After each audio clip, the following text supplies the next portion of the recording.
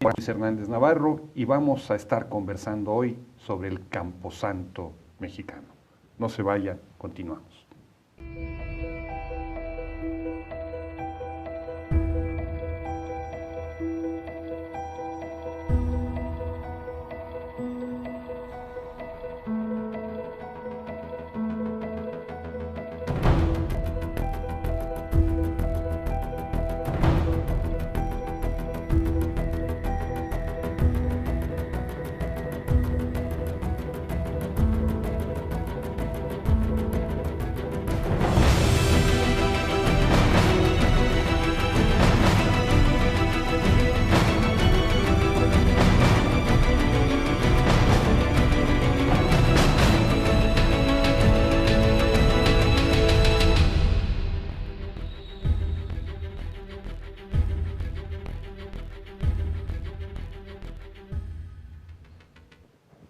Buenas noches, amigos y amigas. Estamos de regreso en La Contracorriente. Hoy en la noche vamos a conversar sobre un tema actual y polémico: el campo mexicano. Para ello contamos con la presencia de dos grandes conocedores de la problemática. Ana de Ita. Ana, hola, muchas gracias. Buenas noches. Ana es directora del Centro de Estudios para el Cambio en el Campo Mexicano, el CECAM, es maestra en Sociología, algún tiempo fue hippie en Oaxaca, pero es una gran conocedora de la problemática rural en México.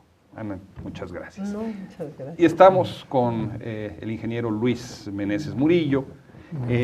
Luis fue estudiante de Físico-Matemáticas en el Politécnico, en el movimiento estudiantil de 1968. Fue líder estudiantil allí. Como parte de esa generación salió al campo, en su caso al Sonora, ¿no? Participó en la lucha agraria, en las tomas de tierras allí. Fue dirigente de la RIC Jacinto López, sigue siendo ejidatario. Fue dirigente nacional de UNORCA. Y hoy sigue asesorando a las organizaciones campesinas. Luis, muchas gracias por tu presencia. Gracias, buenas aquí. noches. Bueno, Ana, Luis, estamos en una situación dramática en el campo mexicano.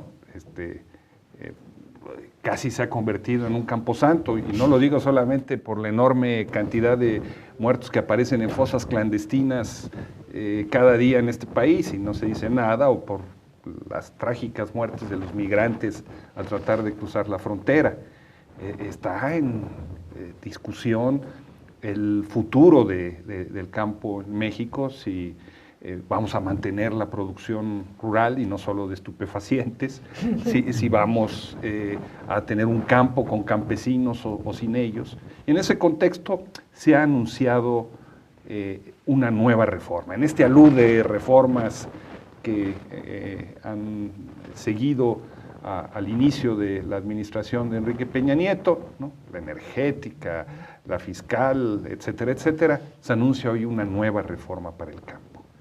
¿En qué consiste esta reforma? Si es que lo sabemos, Luis. Creo que hay una farsa por parte del gobierno federal. Una farsa. Una farsa con relación a la reforma para el campo. Si recordamos el acuerdo que tuvo con las cúpulas de las dirigencias del PAN y del PRD. En el Pacto por México. En el Pacto por México, en los más de 90 puntos, no aparece el campo. No hay ningún punto que digan, esto vamos a hacer en el campo. Incluso varios líderes de organizaciones nacionales demandaban que se hiciera un pacto por el campo, porque no aparecía el campo por ahí. Y aparece apenas el 6 de enero en una declaración de Peña Nieto. 6 de enero es la fecha en la que se celebra la ley del 6 de enero de 1915, que da origen a la formación de los ejidos aquí en México. O sea, entonces, en esa fecha, Enrique Peña Nieto anuncia que va a haber una gran reforma por el campo. Y creo que la farsa es esa. Para ellos no debe haber reforma. Después el secretario de Agricultura dice que sí, que esa reforma se va a dar, pero que no necesariamente constitucional, que tendrá que ser a las leyes ya establecidas, a la ley agraria principalmente, y están escondiendo cosas. El campo no es su campo, o sea, para ellos... ¿Y los campos de golf? No, porque no salen muchas fotos que sean muy aficionados al campo de golf, ellos, ¿no? O sea, entonces creo que hay una farsa ahí y que no quieren decir qué es lo que quieren hacer, como pasó hace 25 años. Ana, vamos a hacer un poco de historia a propósito de lo que dice Luis de 25 años, hace 25 años. Ya hubo una reforma en el campo, ¿no? Sí, claro. Una reforma al 27 constitucional que metió la propiedad social, es decir, a los ejidos, a las comunidades, al mercado de las tierras donde estaban. ¿Qué pasó con esa reforma? Bueno, lo que pasa es que esa reforma buscaba meter la tierra al mercado. Según esto, el ejido era el culpable de la pobreza, de la falta de inversión, de la falta de producción, de todo. Y lo que realmente pasó fue que los campesinos, según yo, hicieron una resistencia colectiva, silenciosa, sin que ninguna organización la encabezara como tal. Y lo que decidieron fue, bueno, ¿quieren que pasemos por el Procede? No, porque ¿Qué es el Procede, Ana? Fue un programa que después de la reforma pretendía titular los solares urbanos y toda la propiedad rural. El Procede fue como la piedra de toque en el cual muchas organizaciones o comunidades pensaban que si pasaban por el Procede aceptaban la reforma. Finalmente el gobierno presionó tanto... un programa de regularización de la tierra. De la tenencia de la tierra. De la tierra, pero esa regularización es la que el gobierno supone, porque los ejidos tenían sus carpetas básicas, las comunidades sus títulos originarios y el gobierno dice que la tierra no estaba regular. Claro que sí, o sea, ahí estaba una forma de regularizar la tierra. Al hacer la reforma mete otro camino que busca la privatización, que esas tierras que antes eran no embargables, no enajenables, no hipotecables o dadas como garantía, pudieran ser iguales a la propiedad privada. Y el gobierno y el Banco Mundial pensaban que eso era lo que los campesinos querían, que se iban a volver locos con un título y que todo se iba a vender. Lo que pasó, al menos en cifras formales y oficiales y en la realidad también, es que los ejidatarios y comuneros, a pesar de que casi la gran mayoría entró al Procede, cuando se concluye el Procede sobran por entrar 2.700 núcleos agrarios de los 31.000 que hay. O sea, son como el 90 y tantos % entraron. Pero entrar al Procede no significa privatizar. Entonces la gente dijo, ¿me obligas a entrar al Procede? Ok, voy a entrar al Procede, pero voy a titular mi tierra como propiedad de uso común. Entonces voy a cumplir los nuevos requisitos que pide el gobierno, pero yo voy a decir que el 70% de los ejidos y las comunidades dijeron la tierra es propiedad de uso común. Y eso es súper importante porque la propiedad de uso común mantiene las características originales del ejido, que era ser inembargable, intransferible e inalienable. O sea, toda la tierra que sea de uso común se mantiene como si no hubiera habido la reforma del 27. O sea, lo que nos estás diciendo es que el gran proyecto privatizador del campo mexicano tuvo como una de sus consecuencias inesperadas el que para defender su tierra, los campesinos, entrando con esas reglas, acabaran haciendo una especie de reforma agraria por abajo, para seguir conservando su propiedad y posesión. Para que tengan una idea, las tierras de uso común son mayoritariamente forestales y las tierras donde se están abriendo mucho de las minas. O sea, son las tierras que son las más áridas, las menos propensas a la agricultura, pero son tierras de los propios núcleos agrarios. A ver, Luis, tú vienes de Sonora. tierras de riego, ¿no? En una parte importante. Bueno, hay las del otras. sur, Sí. del Sonora, norte de Sinaloa, tierras que los campesinos invadieron en su momento porque eran suyas en contra de latifundistas muy famosos, como los Cloutier, por ejemplo, ¿no? Formaron Los ejidos Robinson colectivos, etcétera, etcétera. Pero esas tierras hoy se están rentando prácticamente a 100%. No solamente ahí en Sonora y Sinaloa, sino en casi todas las regiones de riego. En el país llegó a haber una estadística de 6 millones de tierras de riego. Se calcula que hay 1 millón en donde los sistemas de riego no se están usando adecuadamente, entonces hay más o menos como 5 millones. La gran reforma al campo, la gran reforma jurídica y política y económica fue hace 25 años.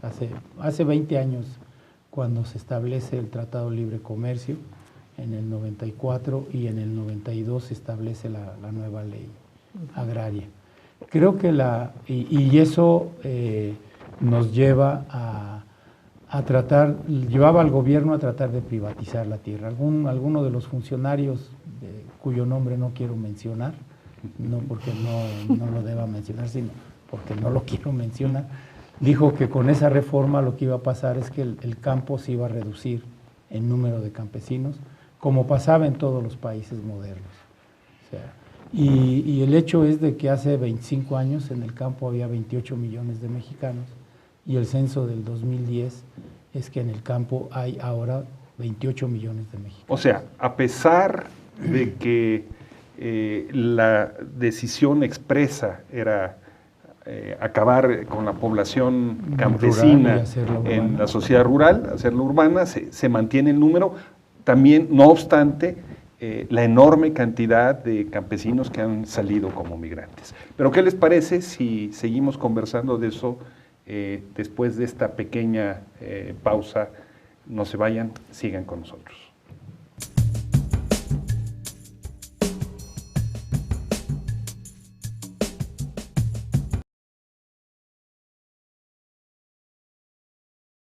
Está correcto, está bien. Tienes linda voz, está afinado, pero estás muy preocupado de hacerlo bien. ¿Te puedo pedir que lo hagas equivocándote? Sí. Sí, ya sabemos que lo haces bien. Ahora equivócate, por favor. Anda más lejos, equivócate. Vale. En la dirección que elijas. Vamos.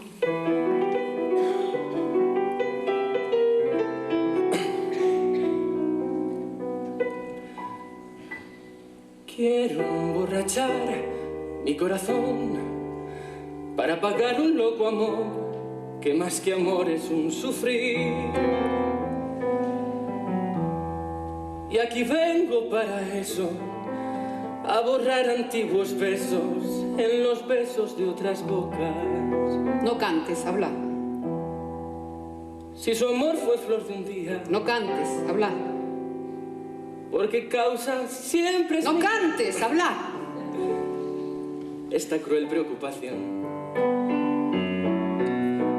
Quiero por los dos No cantes. mi copa alzar para olvidar mi obstinación, y más la vuelvo a recordar. No cantes. Dilo. Nostalgias de escuchar su risa loca y sentir junto a mi boca como un fuego su respiración.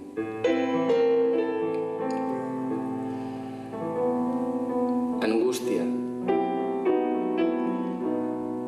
de sentirme abandonado y pensar que otro a su lado pronto le hablará de amor. Canta ahora chiquitito. Chiquito. Hermano, yo no quiero rebajarme, ni pedirle ni llorarle, ni decirle que no puedo más vivir. Desde mi triste soledad Respira. veré caer las rosas muertas de mi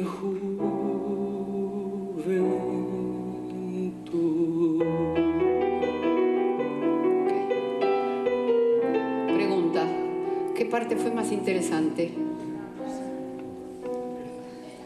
La segunda, ¿verdad? Ok, piensa en eso. Vale. No te enamores de tu voz. No fabriques voz. No quieras mostrar que tienes caudal de voz. Hay miles de cantantes que tienen buena voz y no pasa nada. Y hay otros que tienen voz más chiquita y llegan al corazón. Si tienes un buen instrumento, como puedes llegar a tener, tienes que juntarlo con lo otro, porque si no es un desperdicio. ¿Ah? Gracias.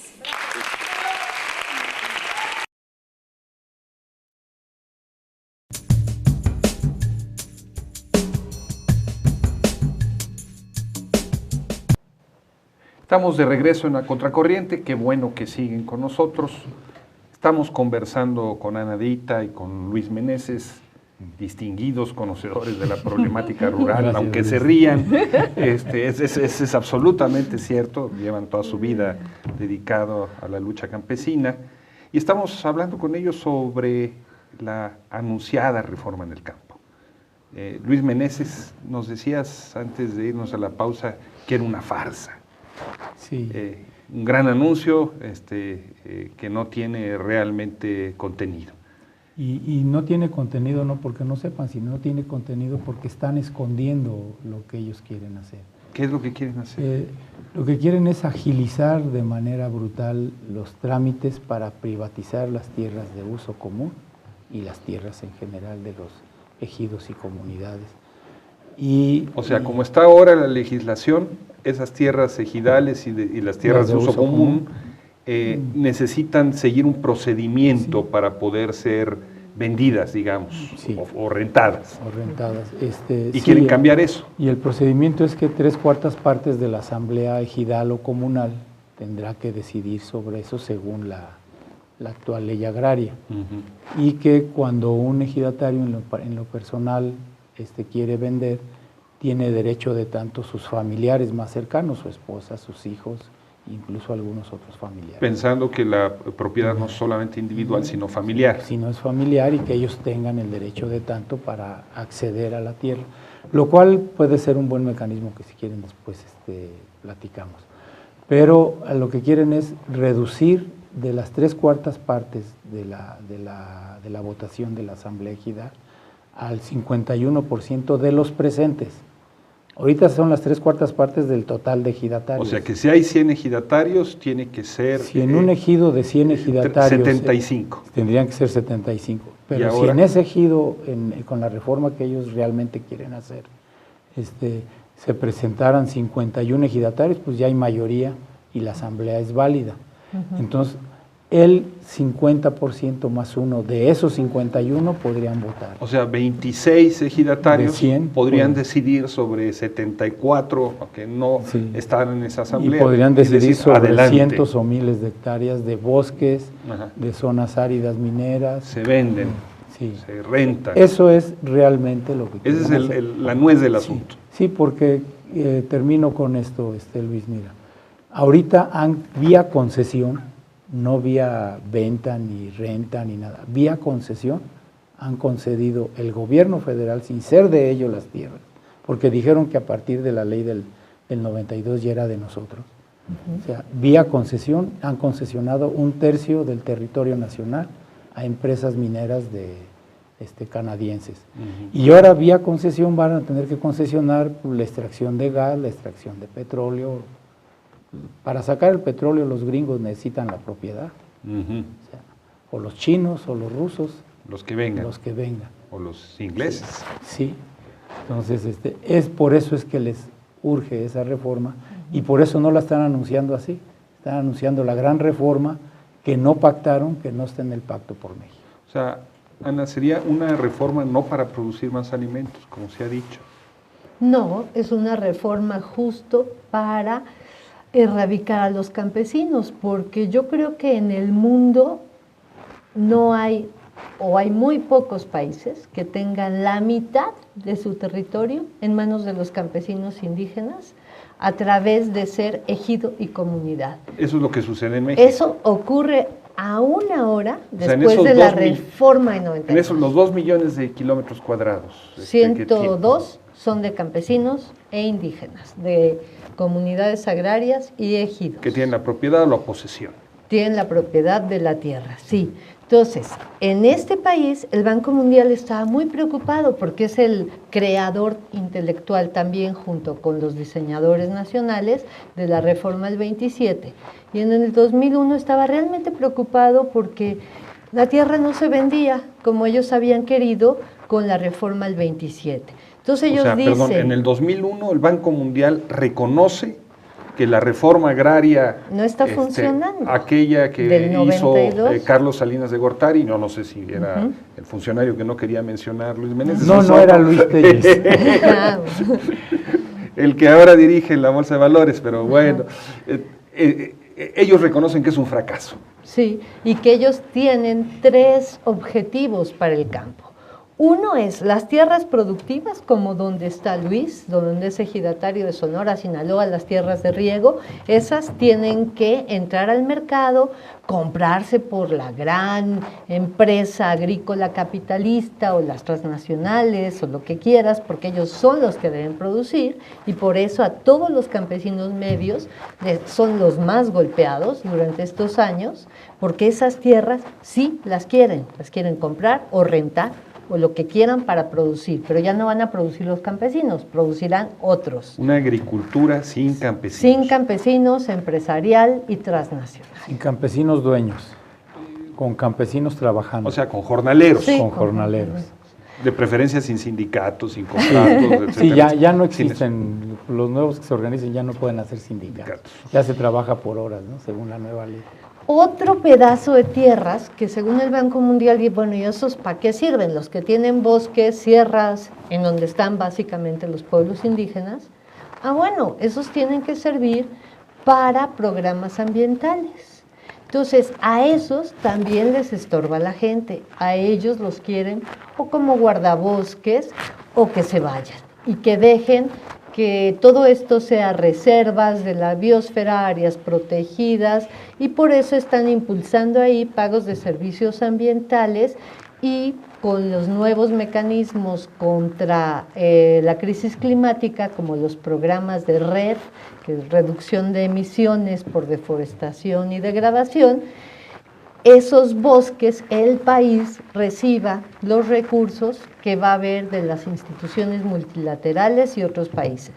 Y un tercer grupo de ejidos que serían los que están alrededor de las áreas urbanas o en las áreas turísticas, en donde ellos dicen, esos tienen que proveer la tierra para el crecimiento de las ciudades, el crecimiento de las zonas turísticas, esos necesitamos que haya un programa de regularización fast track y que los ejidatarios vendan y se urbanicen. Ahí están las casas geo y todo esto. Entonces México es muy complicado porque todo lo que hay tiene dueño y la propiedad pública es mínima, son como 5%. Entonces en otros países, ¿de quién es la tierra? Del gobierno, del Estado, de la nación. Aquí no. Aquí la tierra, gracias a la revolución del 10, es de los campesinos y de los indígenas. Cárdenas. Y gracias a Cárdenas, claro, que se agarró de esa ley y lo hizo. Entonces, lo que dice Luis, ¿qué quieren? Pues ahorita, con todo y la malísima reforma que hicieron privatizadora, pues todavía los ejidos y las comunidades tienen de dónde agarrarse para pelear contra la minera, contra los megaproyectos, contra... Eso es lo que quieren quitar. O sea, hay una sombrilla y quieren quitar esa sombrilla. Ajá. Luis, tú dices, es una farsa. Las organizaciones campesinas tradicionales, las grandes o chicas centrales que existen, ¿qué han dicho ante esta farsa? Bueno, hay dificultades. Ha habido un agotamiento en las organizaciones y también un agotamiento con base a estrategias gubernamentales que las han ido minando, agotando, reduciendo en esa ruta. O sea, las organizaciones en sus agendas todas tienen la reivindicación campesina, todos la defensa de la propiedad social, pero están más metidas y el gobierno las ha conducido hacia allá, hacia los programas sociales. O sea, se ha empobrecido el campo. Después de 20 años de la última reforma, 25 años, y 20 años del Tratado de Libre Comercio, pues los números son demasiado dramáticos, ¿no? O sea, ahí tenemos una sobredependencia alimentaria, casi al 45%. Eso quiere decir que importamos el 45% de los alimentos que comemos los mexicanos. Y no te refieres al caviar ni... No es mexicano el caviar. Pero, por ejemplo, somos casi en un 38-40% dependientes en trigo, en arroz casi el 90%, en soya el 100%, en maíz, cosa curiosa, siempre hemos producido el maíz que necesitamos para comer. Siempre lo hemos producido, hasta la fecha. Mas, sin embargo, sigue creciendo la importación de maíz porque se utiliza en alimento para ganado. Entonces, en arroz, en algodón, en todos somos importadores. No hay un solo producto en el que no seamos importadores. Y además, en materia de pobreza, y es de donde se agarra el gobierno y donde orillan a las organizaciones, de los 28 millones de mexicanos que el Coneval dice que son el Coneval es el Consejo. El Consejo Nacional para la Evaluación de los Programas Sociales.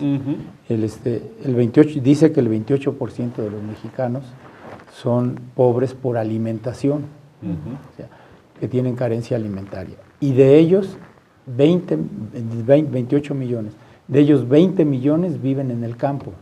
Y si tomas en cuenta que en el campo viven 28 millones, estamos hablando de una proporción de más del 70%, del 75% de pobres por alimentación en el campo. Es decir, ahí donde se producen los alimentos es donde más pobres por alimentación hay. O sea, el 70% de la población, de la pobreza alimentaria está concentrada en el campo y México importa el 45% de los alimentos. Así, efectivamente, ese es el resultado de esta gran reforma contraria a la población mexicana y al país. Bueno, ¿qué te parece? ¿Qué te parece, Ana? Si vamos a una pequeña pausa, no se vayan, sigan con nosotros, regresamos en unos instantes.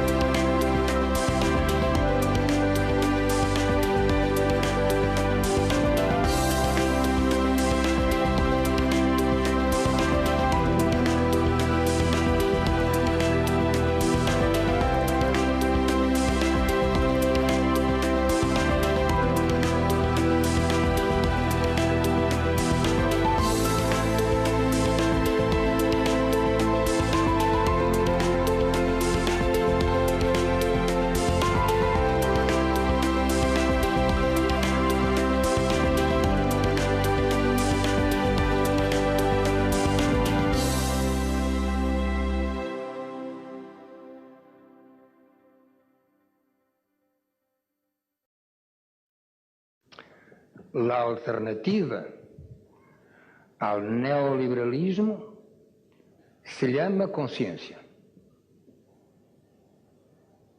Podéis decir, pero conciencia no es un sistema económico.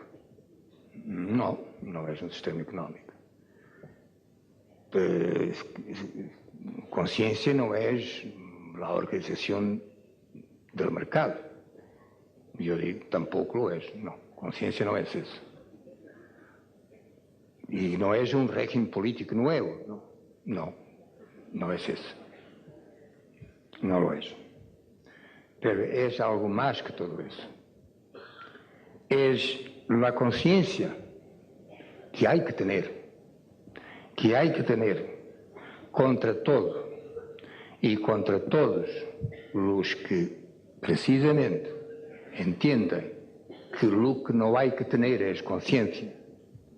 Eso es lo que tenemos que formarnos todos los días, en la reflexión, en el debate.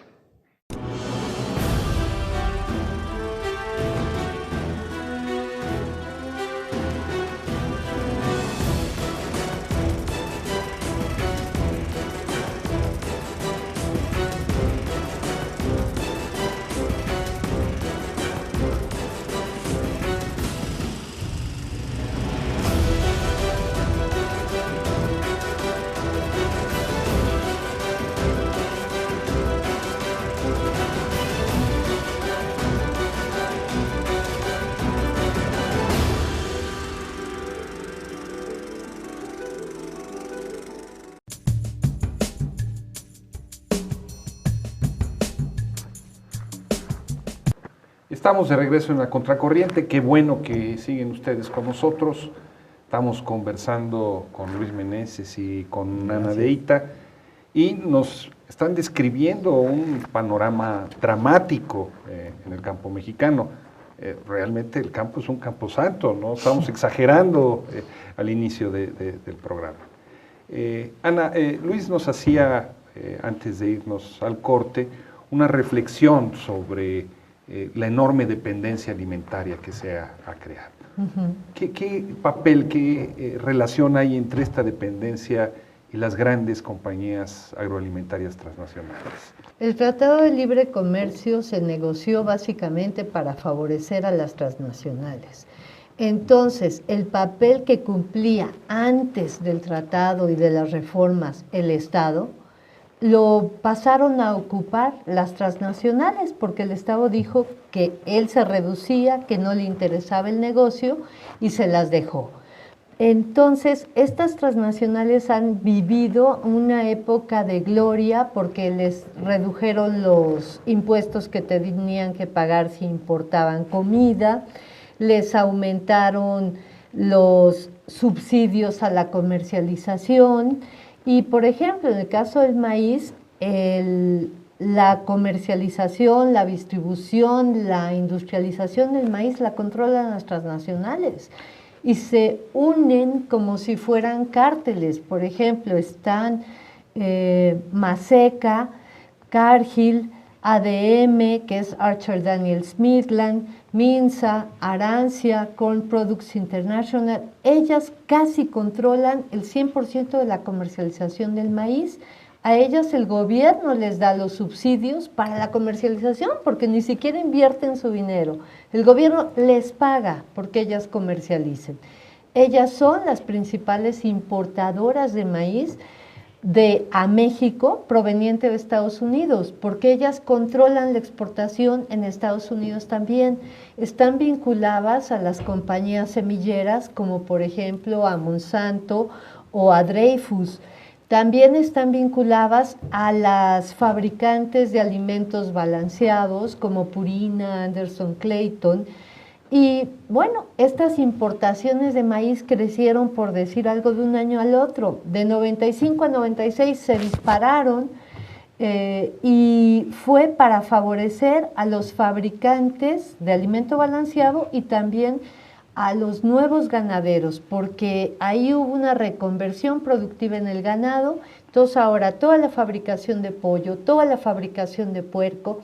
Fabricación hablas, no engorda. Sí, ya no es una engorda, es una fábrica, es una industria. Sí, es espantoso. Empezaron a entrar estas granjas de puercos industriales estabulados, como Granjas Carroll con su gripe porcina. Después todo lo que es Tyson's, Pilgrim, Bachoco, que sería la única mexicana enorme, Campi, controlan el 75% del mercado de pollo del país y ahora también tuvieron su fiebre aviar. A ellos fue a los que les dieron el maíz importado sin aranceles a precio internacional, con subsidios que inundaron el mercado a precio dumping y a la vez le bajaron el precio a los campesinos de aquí. Luis, Ana nos describe la situación de las transnacionales, sobre todo en el producto del maíz, ¿no? Y en la fábrica de carne, ¿no? En el resto de las actividades agropecuarias, ¿se le pueden poner nombre y apellido a esas transnacionales? Sí, Cargill ha sido una de las privilegiadas por el gobierno. Cargill es una gran empresa comercializadora que trae los granos, los cereales a México, sobre todo de Estados Unidos, y vende los cereales mexicanos en otros lados, sobre todo en Centroamérica o en otros lados. O sea que a ellos les importa poco si se come o no se come aquí. Eso explica por qué si los mexicanos consumimos más o menos 15 millones de toneladas de maíz por año, ¿por qué si producimos 22 tenemos que importar 10 millones de toneladas? O sea, aquí en México nunca hemos dejado de producir 22 millones de toneladas de maíz y consumimos 15 los humanos. Más sin embargo, ha aumentado la importación y importamos más de 10 millones. Y no solo para ganado. No, para lo que sea, Para- porque el Cargill lo mismo puede traer maíz de Estados Unidos y llevar maíz aquí a México y llevar maíz mexicano a Centroamérica o a África o a donde ellos quieran. ¿Por qué? Porque ese fue el centro del Tratado de Libre Comercio. Por eso cuando Peña Nieto dice como presidente, no va a haber ningún cambio, el tratado va a seguir igual, a quien le está dando el mensaje es a las transnacionales, es decir, ustedes van a seguir ganando todo lo que quieran. O sea, no nos está dando un mensaje ni siquiera a los mexicanos, ¿no? O sea, estamos hablando de semilleras, estamos hablando de comercializadoras. Estamos hablando también de compañías productoras, ¿no? O sea, que ahí entra Maseca. ¿Qué tan mexicana es Bimbo y Maseca, ¿no? O sea, sí tiene dueños mexicanos, o sea, paga impuestos aquí, pero su producto ya se distribuye en todos lados. ¿Y por qué, si tienes compañías tan exitosas de ese tamaño, por qué sigue habiendo tanta hambre en México? O sea, estas gentes del gobierno con sus políticas y estas gentes de las grandes empresas, lo que menos les importa son los mexicanos. Por ejemplo, está la gran discusión de Monsanto por los transgénicos. Y dicen, la semilla transgénica es la novedad, es el gran descubrimiento científico. El problema no es científico, el problema no es si los científicos son buenos o son malos. El problema es que quieren tener un control de toda la producción agrícola en todo el mundo y particularmente en México a través de la semilla. Quien controla la semilla, controla la actividad productiva. O sea, no solo quieren controlar la tierra y no solo quieren controlar el agua, también quieren controlar las semillas. Y van en esa ruta, dice. ¿Por qué el transgénico? Porque si el transgénico ya lo tienen patentado, entonces después nadie puede comprar más que transgénico, porque entonces ya uno ya no va a poder reproducir su propia semilla. Y entonces al controlar la semilla, dicen, imagínate Luis, que empiece a haber hambruna por maíz y por frijol, que por frijol ya la hay. Y que digamos, ¿Cómo es eso de que hay hambruna por frijol? Sí, bueno, pues porque tenemos que importar ya frijol. El frijol es un contenido proteínico altísimo. Fundamental para el campo. Y no se produce suficiente frijol en México. No. A pesar de que los productores se quejan de que no les compran. De que no les compran a buen precio, ya están produciendo frijol en Estados Unidos para estarlo importando. Pero imagínate que digamos, tenemos que producir maíz para que coman los mexicanos. Y entonces, como ya lo tiene controlado el transgénico, una compañía nos dice, este año no te vendo la semilla. Como la semilla de ellos no la podemos reproducir porque no son de ciclo continuo. O sea, esta semilla se tiene que sembrar nueva semilla que ellos reproducen ya con esas características transgénicas. Entonces, pues no vamos a comer. No es que sea muy dramática la situación, es que ellos quieren acabar con el campo mexicano. Ana, pero hay actividades económicas en el campo que han sido exitosas con el Tratado de Libre Comercio. La producción de aguacate se ha multiplicado, la producción de moras, ¿no? Al punto de que Michoacán es hoy el primer estado agroproductor en México en términos de su riqueza y el primer estado exportador, ¿no? Tenemos cultivo de hortalizas, todo ha sido... También la producción de marihuana y de amapola. Bueno, pero eso ya estaba ahí. No, se ha producido enormemente. Fue culpa de los talibanes que no dejaban producir. No, fue culpa. Pues sí, en términos generales, también esos cultivos de agroexportación, que sí, realmente Michoacán es uno de los estados que más ha cambiado, y Guanajuato, en términos de exportación de hortalizas. Pero esa exportación de hortalizas no la están haciendo los campesinos. No. La están haciendo también o grandes empresas, como las del Rey del Ajo, Usabiaga. ¿Quién es Javier Usabiaga? Era el secretario de Agricultura de Fox, un ex hacendado, del cual tú sabes muchísimo. No, pero estamos hablando con ustedes, ¿no? Entonces, Ellos son los que están exportando, estas grandes empresas, y en mucho vinculados a exportadoras como Banana, Chiquita y otros que son exportadores transnacionales también. Los productores, los pocos que quedan, que puedan producir, por decir, zarzamora, tienen que negociar con estos grandes empacadoras o grandes comercializadoras para que se exporte su producto. Realmente los productores pequeños no están ganando en ningún caso y no son ellos quienes están produciendo este tipo de cultivos que requieren un montón de inversión.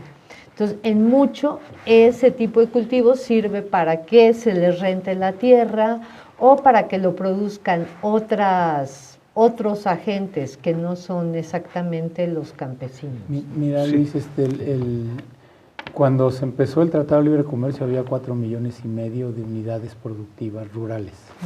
Ahora hay 5,5 millones, según los datos. O sea, en lugar de que haya procesos de compactación de la tierra, hay un proceso de pulverización que es de la propiedad. Que es muy normal, porque si un campesino tiene 3 hijos, cuando menos comparte su parcela con uno de ellos. Él sigue con su parcela y le da una parcela al menos a uno de ellos. ¿Y cómo? O sea, nos pueden decir, pero ustedes están poniendo una cuestión catastrófica, entonces, ¿qué está pasando en el campo?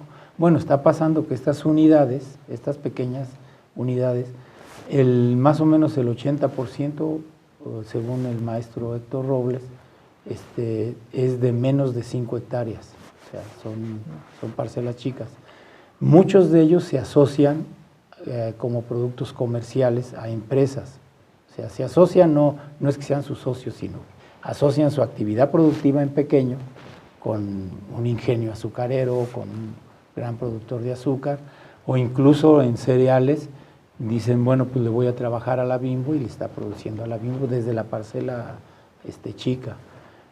La otra cuestión es de que la gente en el campo está haciendo una verdadera resistencia para seguir viviendo ahí.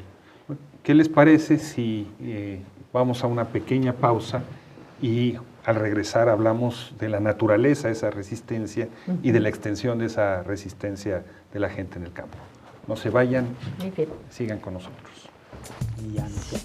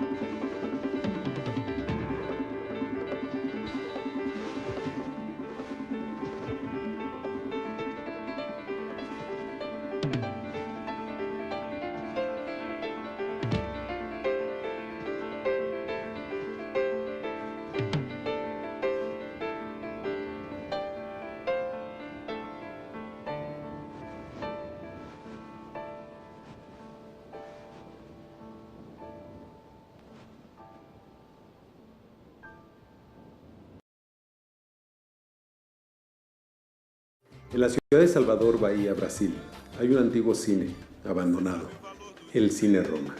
En este cine viven 4 niños que se dedican a la prostitución y una niña. Yo soy Alejandro Reyes y los invito a leer mi novela La Reina del Cine Roma, publicada recientemente por la Random House Mondadori, una historia de estos niños que sobreviven en las calles y en las favelas de Salvador Bahía, Brasil.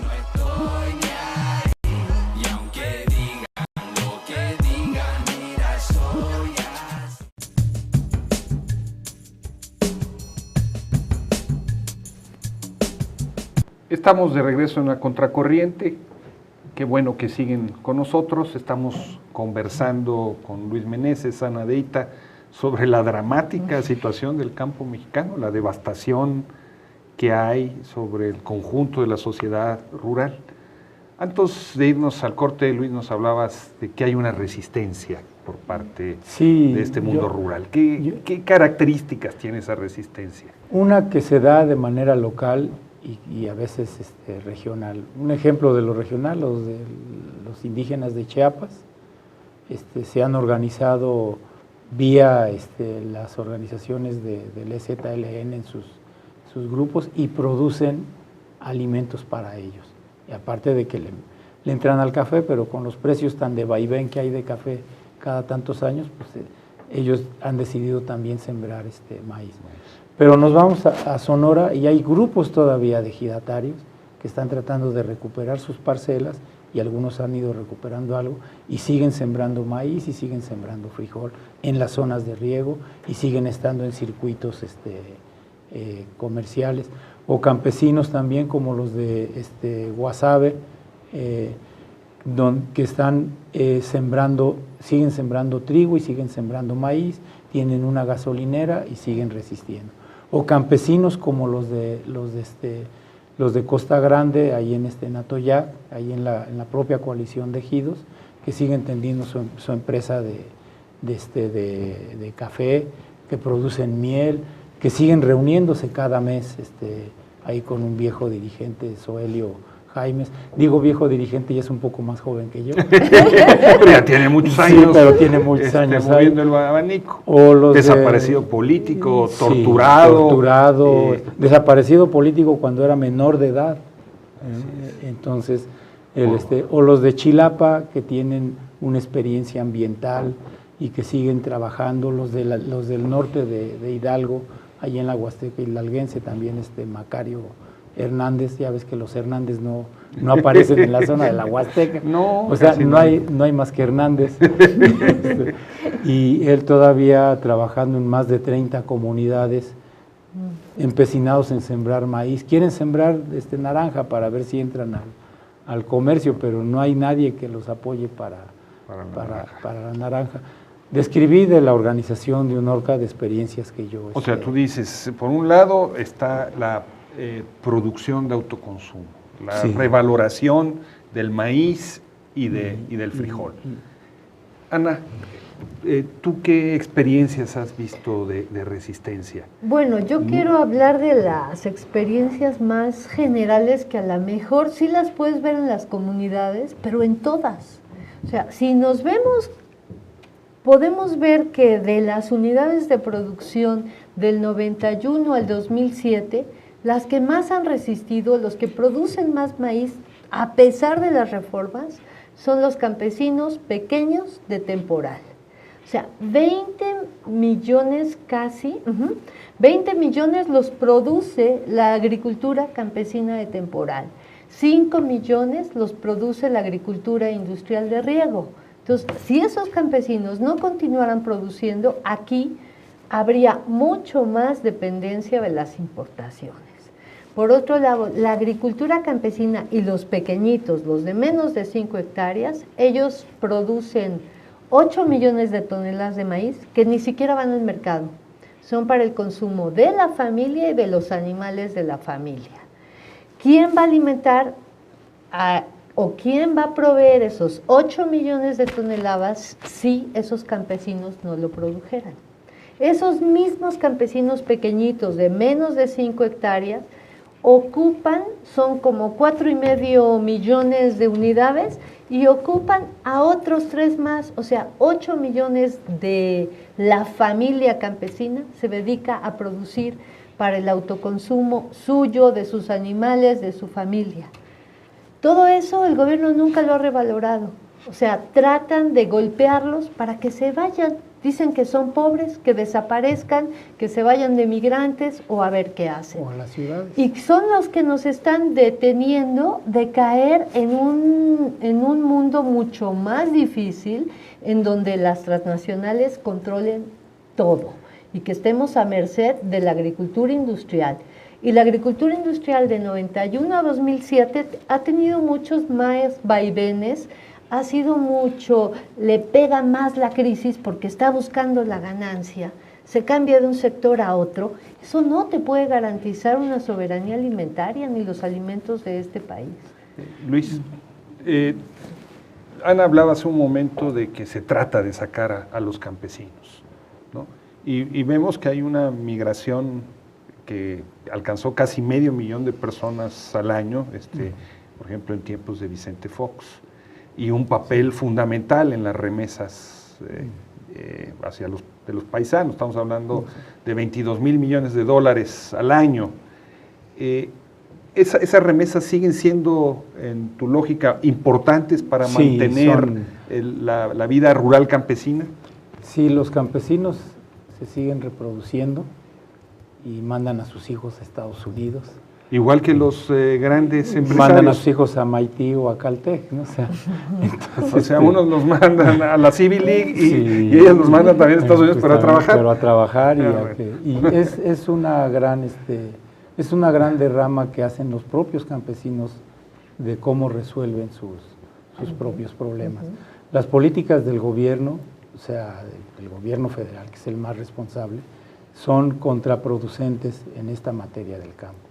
Cuando tú dices el campo santo, si lo ponemos junto es lo que ellos quieren, y si lo separamos y decimos el campo y separamos santo, entonces es lo que quieren los campesinos, que el campo sea un lugar que garantice la alimentación en México, primero la de ellos y la alimentación de los demás. Bueno, ustedes han hablado de una resistencia en la tierra, ¿no? Para evitar los procesos de concentración y de expropiación. Han hablado de una resistencia en las semillas, han hablado de una resistencia productiva, ¿no? Han hablado en buena parte también, sin hacer demasiado explícito, de una resistencia cultural, de una forma de vida, etcétera, etcétera.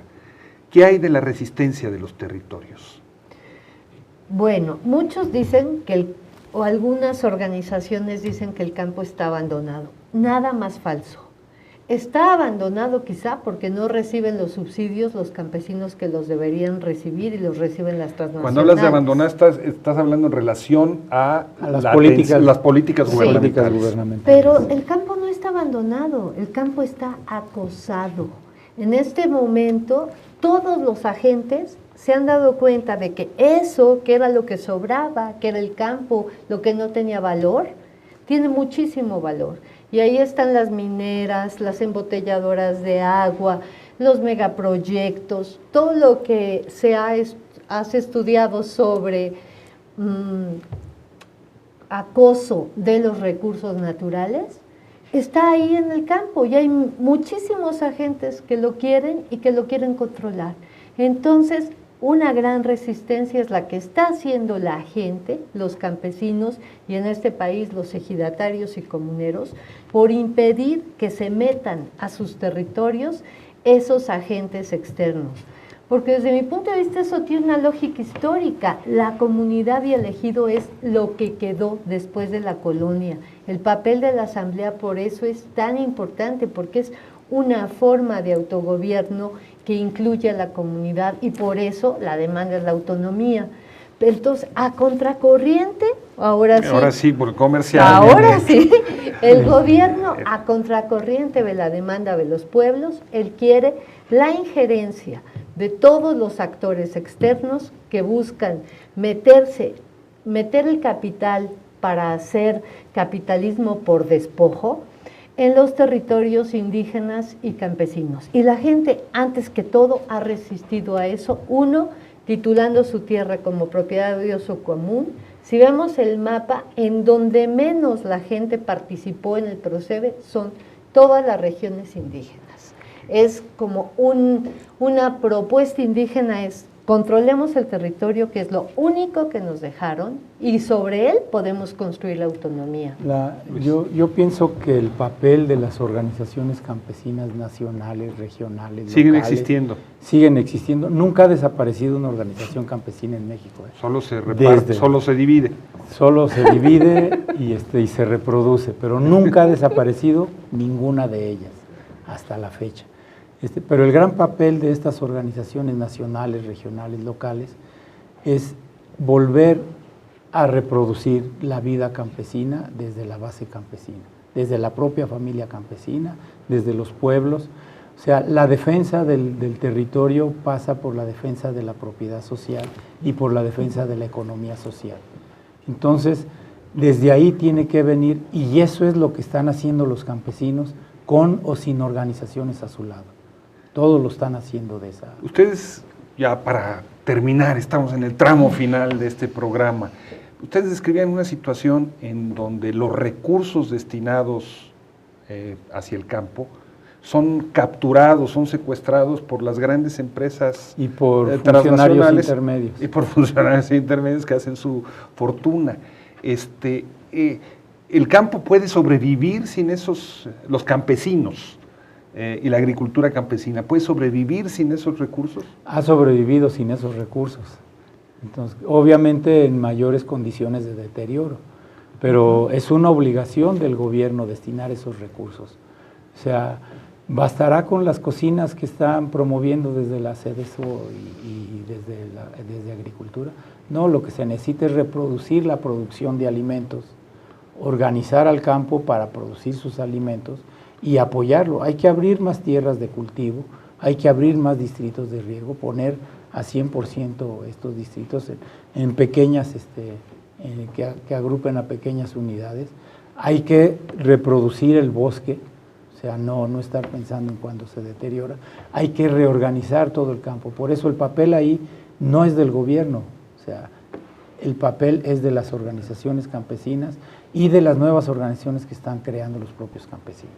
Tenemos entonces una situación que en la que podemos caracterizar que la reforma que se ha anunciado, como ustedes dicen, es una farsa, que lo único que busca realmente es facilitar mediante modificaciones a la ley secundaria el acceso de los grandes intereses a la propiedad de la tierra, que nuestra situación en la producción de alimentos es terrible, que la pobreza alimentaria se concentra precisamente en la sociedad rural, pero por otro lado nos hablan de cómo hay una situación de esperanza en la resistencia, en la capacidad para producir alimentos. Muchísimas gracias, Luis y Ana, gracias a ti. Por hoy, y a ustedes, amigos, muchísimas gracias por su presencia.